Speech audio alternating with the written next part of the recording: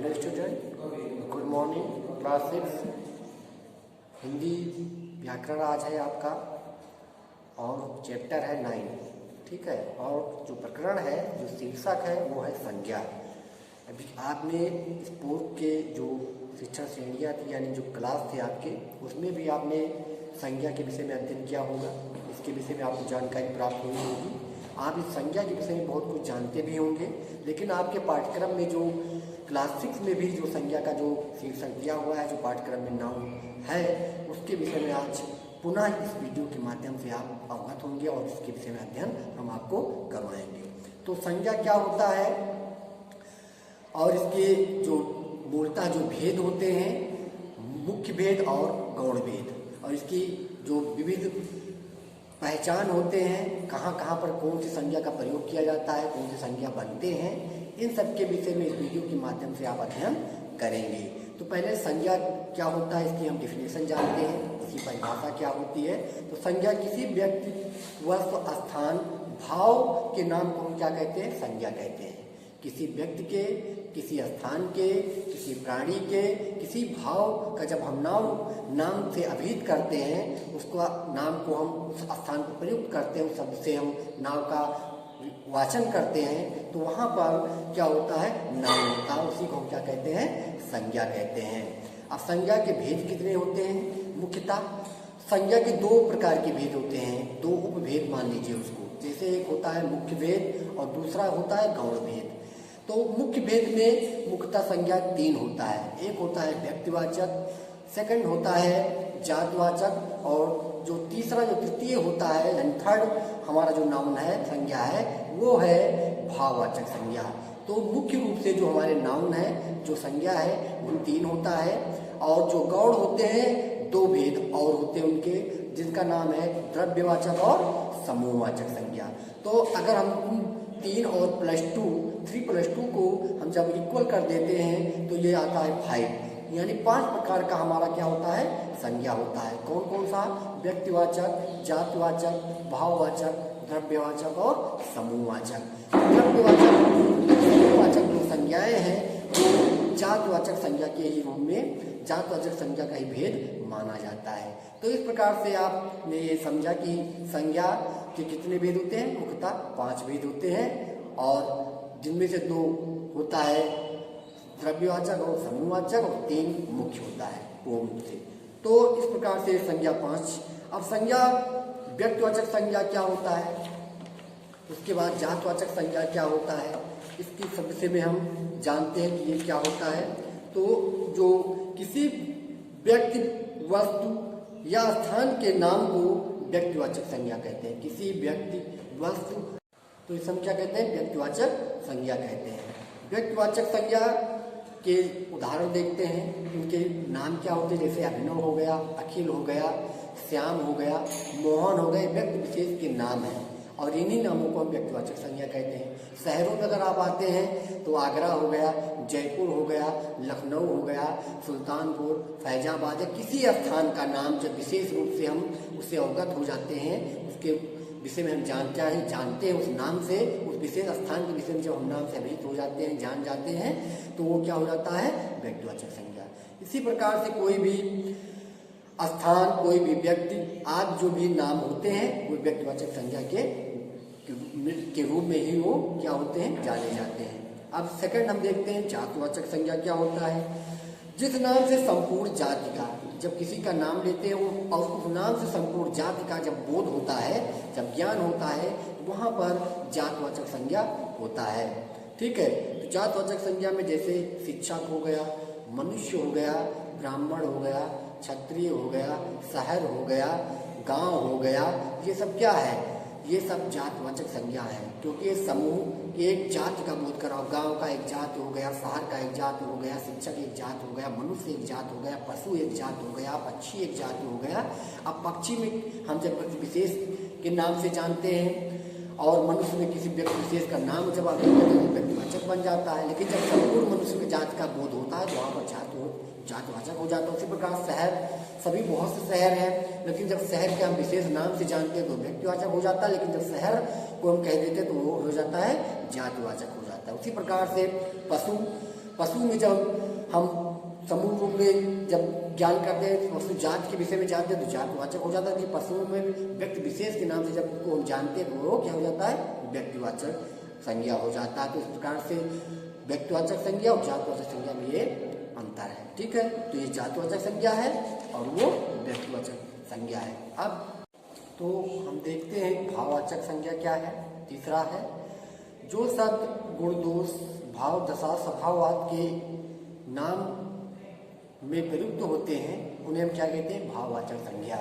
यानी कि जो शब्द किसी के गुण दोष भाव दशा स्वभाव आदि के नाम से हम जानते हैं उसे हम क्या कहते हैं, भाववाचक संज्ञा कहते हैं। जैसे अच्छाई हो गया, स्वच्छता हो गया, महानता हो गया, सुंदरता हो गया, कायरता, झूठ, गरीबी, भक्त, ईर्ष्या, प्रेम, ये सब क्या है, ये सब भाववाचक संज्ञा के उदाहरण है। बुढ़ापा हो गया और फिर उसके बाद बचपना हो गई, जवानी हो गई, सारे क्या है, ये भाववाचक संज्ञा के ही उदाहरण। तो ये मुख्य रूप से 3 भाववाचक संज्ञाएं हैं।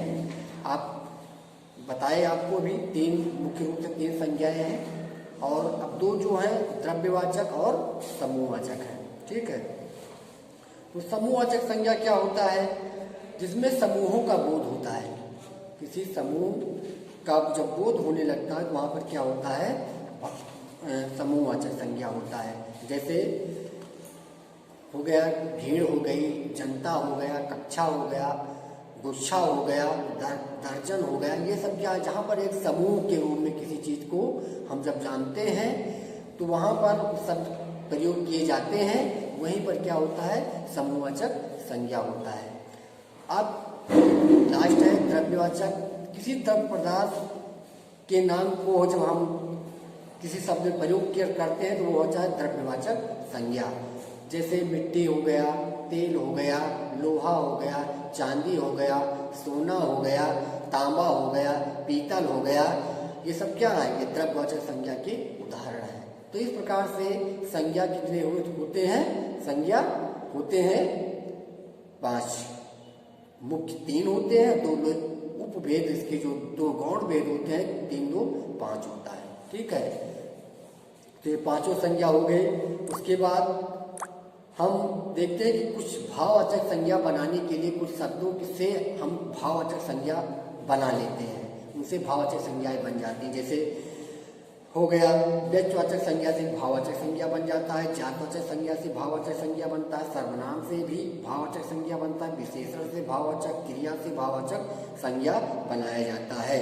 तो इस प्रकार से व्यक्तिवाचक संज्ञा से क्या है, बनता है गांधी से गांधीवाद। ठीक है, उसके बाद मार्क्स से मार्क्सवाद जब हम जोड़ देते उसमें वाद जोड़ दिया तो हो गया मार्क्सवाद, ये बन गया भाववाचक संज्ञा। मन से मनुवाद, अम्बेडकर से अम्बेडकरवाद। मतलब कोई चीज जब हम उसमें वाद जोड़ते हैं, कोई शब्द जोड़ देते हैं, जब वो सिद्धांत रूप में प्रयुक्त होने लगता है तो वो भाववाचक संज्ञा में अभिहित किया जाता है, भाववाचक संज्ञा से वो जाना जाता है। एक दूसरा है जातवाचक संज्ञा से कैसे भाववाचक संज्ञा बनाया जाता है, तो उसमें भी तमाम प्रकार के शब्दांश को जोड़े जाते हैं, किसी दूसरे शब्दों को परिवर्तित करके भाववाचक संज्ञा जातवाचक संज्ञा से बनाई जाती है। जैसे बच्चा हो गया, ये क्या है, जाति है, बच्चा एक जाति है, लेकिन जब बचपन कहते हैं तो ये हो जाता है भाववाचक संज्ञा। लड़का है, जिसमें पन प्रत्यय जोड़ देते हैं तो लड़कपन हो जाता है, ये भाववाचक बन जाता है। मानव है, ये जातवाचक संज्ञा है, लेकिन जब उसमें ता प्रत्यय जोड़ देते हैं तो वो बन जाता है मानवता, और मानवता से क्या बन गया, भाववाचक संज्ञा बन गया। उसी प्रकार से नौकर, जब इसमें ई प्रत्यय जोड़ देते हैं तो नौकरी बन जाता है और ये हो जाता है भाववाचक संज्ञा। दानव है, इसी ता प्रत्यय जोड़ दिया, दानवता बन गया, उसमें ये भाववाचक संज्ञा। इस प्रकार से जातवाचक संज्ञा से हम बना लेते हैं। और सर्वनाम कैसे हम जहाँ भाववाचक संज्ञा बनाते हैं उसमें भी बहुत से प्रत्यय हम लगाते हैं, और प्रत्ययों के माध्यम से हम क्या करते हैं कि सर्वनाम से भाववाचक संज्ञा बना लेते हैं। निज से निजत्व, अपना से अपनापन, आप से आपा, मम से ममत्व प्रत्यय जोड़ देते ममत्व बन जाता है भाववाचक संज्ञा। स्व से स्वत्व प्रत्यय जोड़ देते सत्व बन जाता है। सर्व से सर्वस्व, जो स्व प्रत्यय जोड़ देते हैं तो सर्वस्व बन जाता है, और ये हो जाता है क्या, ये हो जाता है भाववाचक संज्ञा। विशेषण से बहुत सी भाववाचक संज्ञाएं बनाई जाती हैं। चौथा क्या है, अच्छा से अच्छाई, भला से भलाई, गर्म से गर्मी, महान से महानता, लाल से लालिमा, इमा प्रत्यय जोड़ दिया, टा प्रत्यय जोड़ दिया, ई प्रत्यय जोड़ दिया तो विशेषण से क्या बन गया, भाववाचक संज्ञा बन गई। क्रिया से कैसे बनाता है, चलना से चाल, सजाना से आवट प्रत्यय जोड़ दिया सजाना में तो ये हो गया सजावट, चढ़ना से चढ़ाई, ठीक है, ई प्रत्यय जोड़ दिया तो यहाँ पर चढ़ाई शब्द बन गए भाववाचक संज्ञा।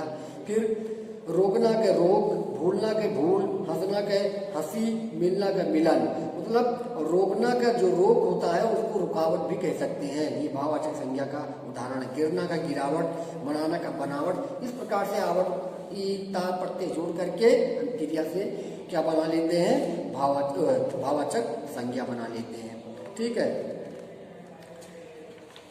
अब संज्ञा के हम देखते हैं दूसरे प्रकरण में लिंग। लिंग क्या होता है, जिस शब्द स्त्री और पुरुष होने का ज्ञान होता है उसे हम क्या कहते हैं, उसे हम लिंग, जेंडर कहते हैं, लिंग कहते हैं, ठीक है। जैसे हो गया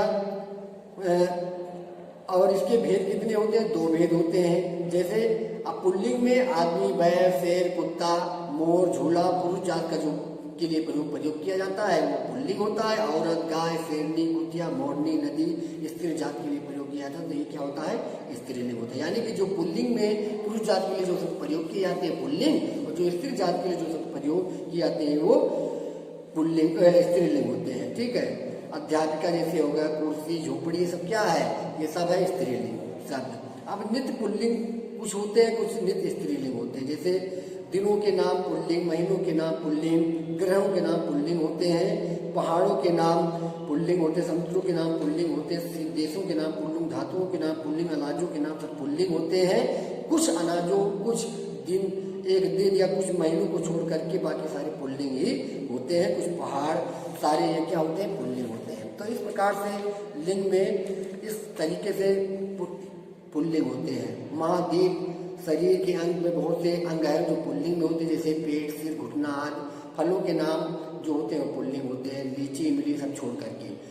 फिर नित्य स्त्रीलिंग, नदी के नाम स्त्रीलिंग, भाषाओं के नाम स्त्रीलिंग, झीलों के नाम स्त्रीलिंग, खेलों के नाम स्त्रीलिंग, तिथियों के नाम, गहनों के नाम, और इकारांत, उकारांत जो संज्ञाएं क्रिया शब्द से बने जो प्रत्ययों से जो शब्द बने होते हैं वो क्या होते हैं, स्त्रीलिंग होते हैं। इकारांत और इकारांत शब्द प्रत्यय से जो शब्द बने होते हैं वो स्त्रीलिंग होते हैं। इस प्रकार से कुछ नित्य पुल्लिंग होते हैं, कुछ स्त्रीलिंग, और पूर्ण रूप से जो हम स्त्रीलिंग में जो शब्द प्रयोग करते हैं, स्त्रीलिंग के लिए जो प्रयोग किया जाता है स्त्री के लिए वो स्त्रीलिंग होता है, जो पुल्लिंग के लिए, जो पुरुष जात के लिए प्रयोग किया जाता है वो पुल्लिंग होता है, ठीक है। इस प्रकार से आपको संज्ञा और लिंग के विषय में वीडियो के माध्यम से आपको जानकारी दी गई है, और इसको आप वीडियो को पूरा देखिए और उसके इस लिंग और संज्ञा क्या है इसके विषय में जान करके, पढ़ करके, अपने पुस्तक से भी रीड करके इसको पूर्ण नॉलेज करिए, उसका कंटेस्ट करिए कि संज्ञा कितने होते हैं, लिंग कैसे होता है, कौन कौन से लिंग होते हैं, कौन से स्त्रीलिंग होते हैं, कौन से पुल्लिंग होते हैं, इन सब के विषय में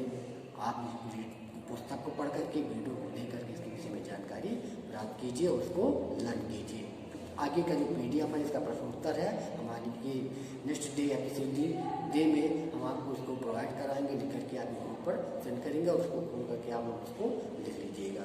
तो आज का जो वीडियो होगा केवल इतना है, और जो भी आपको पढ़ाया गया इसको आप पूरा ध्यान से पढ़िए, जो भी व्याख्यान दिया गया उसको आप सुनिए और सुन करके इस सब के विषय में जानकारी प्राप्त करिए। Thank you watching this video.